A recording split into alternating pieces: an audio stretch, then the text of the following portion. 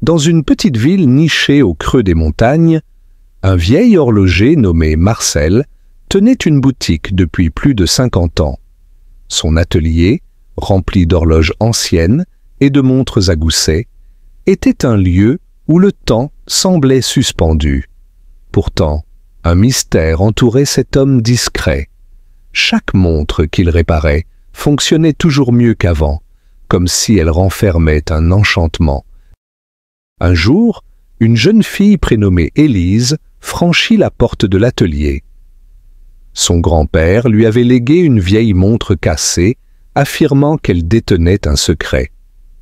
Curieuse, elle demanda à Marcel de la réparer.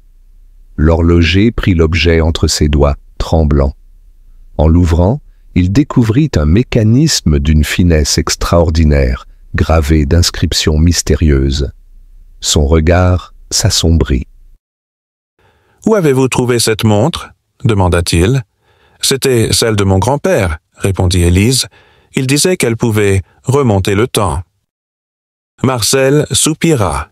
Il connaissait bien ce genre de montre, car il en avait fabriqué une autre, il y a bien longtemps, une montre capable d'accorder une seconde chance.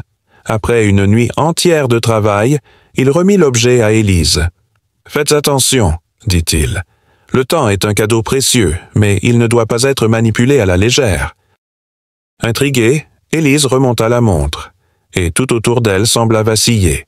Lorsqu'elle rouvrit les yeux, elle était revenue 5 ans en arrière, le jour où elle s'était disputée avec son grand-père pour la dernière fois. Cette fois, au lieu de partir en colère, elle lui sourit et l'embrassa.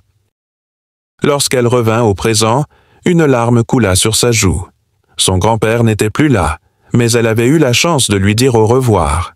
Dans son atelier, Marcel observa la jeune fille s'éloigner. Il savait que, bientôt, un autre voyageur du temps viendrait frapper à sa porte. Élise comprit alors que le temps ne devait pas être changé, mais savouré. Nous ne pouvons pas toujours revenir en arrière, mais nous avons le pouvoir d'agir dans le présent pour ne pas regretter demain. La leçon de l'horloger était simple. Chaque instant est précieux, et il faut le vivre avec bienveillance et amour, car une seconde perdue ne se rattrape jamais vraiment.